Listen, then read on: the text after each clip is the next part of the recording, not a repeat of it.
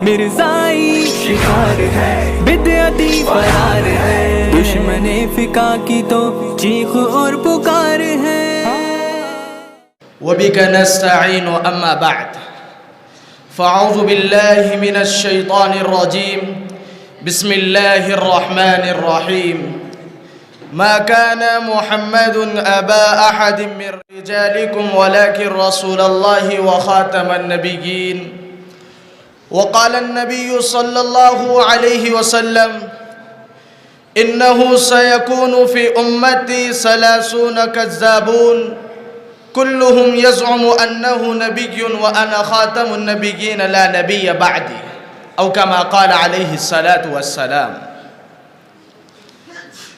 محترم و مکرم حضرت رئیس جلسہ اور میرے مشفق و مربی حضرات اساتذہ کرام اور قابل قدر حکمین حضرات اور میرے علمی سفر کے ساتھیوں، آج کے اس مسابقہ خطابت میں میں آپ حضرات کے سامنے تحفظ ختم نبوت کے عنوان سے چند منٹ لب گشائی کی جسارت کرنے جا رہا ہوں۔ امید ہے کہ آپ تمام حضرات بغور سماعت فرمائیں گے۔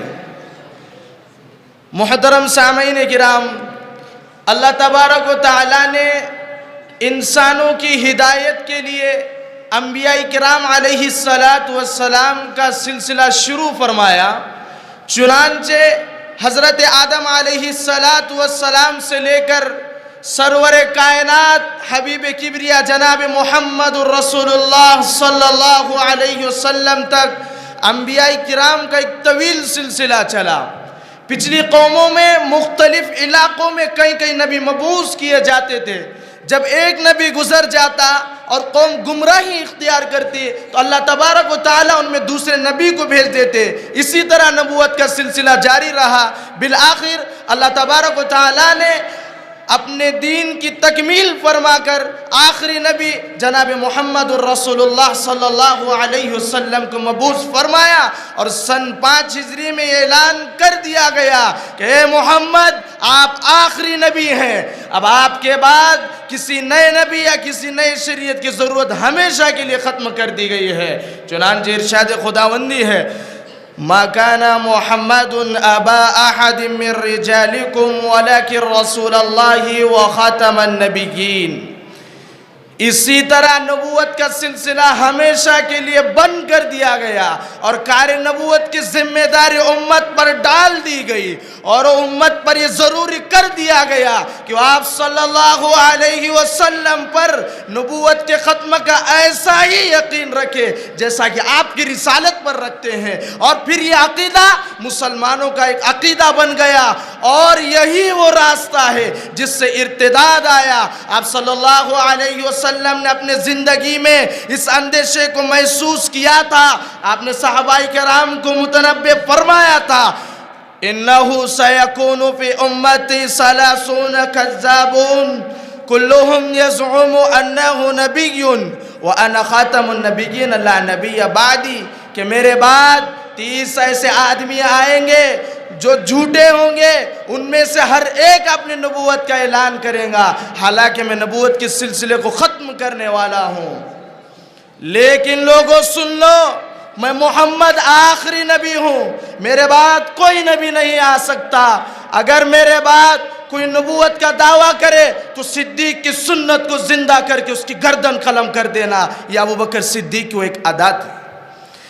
دیکھیے بر صغیر ہندوستان و بیرون ملک میں کس شخص نے نبوت کا دعویٰ کیا؟ مرزا قادیانی نے۔ اس ملعون بیوقوف کا نام غلام احمد مشہور ہے۔ یہ تو عجیب بات ہے، نبی کے صفات کیا ہونے چاہیے؟ نبی کا علم کامل ہوتا ہے، نبی کے صفات کامل ہوتے ہیں، نبی کی فہم کامل ہوتی ہے۔ نبی کے آنے سے پہلے اللہ اس کے وجود پر آثار نبوت ظاہر فرماتے ہیں۔ اگر قبل از وقت نبی کوئی بات کہہ دے تو اللہ اس وقت تک نہ قیامت برپا کرتے ہیں، نہ موت لاتے ہیں، نہ اس نبی کو دنیا سے رخصت کرتے ہیں جب تک کہ اس کی زبان سے نکلے ہوئے جملوں کو سچ کر کے نہ دکھا دے۔ یہ صفات علامات نبوت ہیں۔ محترم سامعین کرام، اللہ تبارک و تعالیٰ نے نبوت کا آغاز حضرت آدم علیہ السلام سے شروع فرمایا، پھر اس کو حضرت نوح علیہ السلام کی ذریت میں رکھ دیا، پھر اس کو حضرت ابراہیم علیہ السلام کی ذریت میں منحصر کر دیا۔ وَجَعَلْنَا فِي ذُرِّيَّتِهِمَ النُّبُوَّةَ وَالْكُتُبَ، پھر اس کے دو شاخیں بنا دی، ایک شاخ بنی اسرائیل کی ہے، ایک شاخ بنی اسماعیل کی ہے۔ بنی اسرائیل کے شاخ کے آخری نبی حضرت عیسیٰ علیہ السلام قرار پائے، بنی اسماعیل کے شاخ کے آخری نبی جناب محمد رسول اللہ صلی اللہ علیہ وسلم قرار پائے۔ اب آپ کے بعد نبوت کا سلسلہ ختم، رسولوں کا سلسلہ ختم، اب کوئی نبی نہیں آنے والا۔ یہ نبی آخری نبی ہے، یہ شریعت آخری شریعت ہے، یہ امت آخری امت ہے۔ ہدایت الحیاری میں لکھا ہے لو لم یظہر محمد بن عبداللہ لبطلت النبوۃ سائر الانبیاء، اگر محمد بن عبداللہ کا ظہور نہ ہوتا تو تمام انبیاء کی نبوت باطل ہو جاتی۔ گویا محمد بن عبداللہ کا ظہور تمام انبیاء کے لیے تصدیق خیر ہے۔ معترض پوچھتا ہے اگر ان جیسے دلائل کے باوجود کوئی شخص نبی کی توہین کر لے تو اس کے لیے کیا حکم ہے؟ میں نے قرآن سے پوچھا تو قرآن کہتا ہے ان الذين يؤذون الله ورسوله لعنهم الله في الدنيا والآخرة۔ اس آیت کریمہ کی تفسیر میں عبداللہ ابن عباس فرماتے ہیں اگر یہ شخص توبہ کر لے تب بھی قتل کی سزا ساقط نہ ہوتی۔ میں کہتا ہوں اسلام محبت اور رواداری کا علم بردار ہے، لیکن قرآن کی ترتیب کے اعتبار سے اشداء علی الکفار مقدم ہے، رحماء بینہم مؤخر ہے۔ محترم سامعین کرام، اللہ تبارک و تعالیٰ نے ختم نبوت کا تاج آپ کے سر پر رکھا تو آپ نے بھی ایک تاج اٹھا کر امت کے سر پر رکھا اور فرمایا کہ میں آخری نبی ہوں اور آپ آخری امت ہیں، نہ میرے بعد کوئی نبی آ سکتا ہے نہ آپ کے بعد کوئی امت آ سکتی ہے۔ جس طرح میرے نبی کے سر پر ختم نبوت کا تاج ہے، اسی طرح اس امت پر ختم امت کا تاج ہے۔ اس تاج کے خلاف اگر کوئی نگاہ اٹھائے گا تو اس کی آنکھ پھوڑ دی جائیں گی، اس کے طرف اٹھنے والے قدم توڑ دیے جائیں گے۔ میرے نبی کے ختم نبوت پر جو بھوکے گا اس کی زبان کاٹ دی جائیں گی، اس کی آنکھ پھوڑ دی جائیں گی، اس کے دانت توڑ دیے جائیں گے۔ میرے نبی کے سر پر ختم نبوت کا تاج کل بھی چمکتا تھا، آج بھی چمکتا ہے، تا قیامت چمکتا رہے گا۔ محمد کے تقدس پر زبانیں جو نکالیں گے خدا کے حکم سے ایسی زبانیں کھینچ ڈالیں گے۔ کہاں رفعت محمد کی، کہاں تیری حقیقت ہے، شرارت ہی شرارت بس تیری بے چین فطرت ہے۔ اس وقت مسلمہ کذاب نے دعویٰ کیا تو صدیق اکبر نے اس کا مقابلہ کیا، اسود عنسی نے دعویٰ کیا، صحابہ کرام نے اس کا مقابلہ کیا، سجع نامی عورت نے دعویٰ کیا، صحابہ کرام نے اس کا مقابلہ کیا، مرزا غلام احمد قادیانی نے دعویٰ کیا، ہمارے علماء کرام نے اس کا مقابلہ کیا۔ لیکن اب اے مرزا غلام احمد قادیانی کے ماننے والوں، اے غلام احمد قادیانی کے چیلو، اے غلام احمد قادیانی کے چوہو، اے شکیل بن حنیف سن لے، آ رہے ہیں تیرا مقابلہ کرنے کے لیے یہ ننھے منھے سپاہی، آ رہے ہیں تیرا مقابلہ کرنے کے لیے ننھے منھے سپاہی۔ یہ اپنے ایمان و عقیدے کو مضبوط کر رہے ہیں، تجھ سے لڑنے کے لیے انہیں کسی ہتھیار کی ضرورت نہیں ہے، یہ اپنے ایمان و عقیدے کے ذریعے تجھ سے لڑیں گے، تجھ سے مقابلہ کریں گے۔ انہیں تجھ سے لڑنے کے لیے کسی تلوار کی ضرورت نہیں ہے۔ کیوں؟